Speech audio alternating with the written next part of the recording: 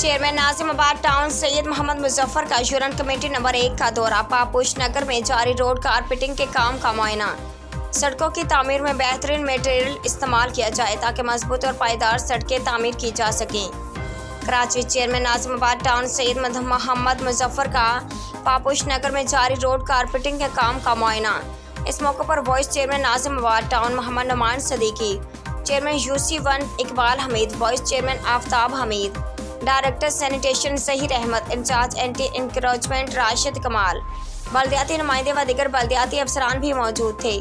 इस मौके पर चेयरमैन सैयद मोहम्मद मुजफ्फर ने कहा कि नाजिमाबाद टाउन की तबाह हाल सड़कों को तामीर और मरम्मत करके बहाल किया जा रहा है। उन्होंने मुतल्लिका अमले को हिदायत देते हुए कहा कि सड़कों की तामीर में इस्तेमाल होने वाले मटेरियल का खास ख्याल रखा जाए ताकि मजबूत और पायदार सड़कें तामीर की जा सकें, क्योंकि सड़कों की तामीर सिर्फ तार पुल बिछा देना नहीं होता। उसे पायदार बनाने के लिए सड़क की तामीर में तकनीकी बातों का ख्याल रखना ज़रूरी है ताकि मजबूत और पुख्ता सड़कों की तामीर मुमकिन हो सके और आवाम लंबे अरसे तक इन सड़कों से इस्तिफादा हासिल कर सकें।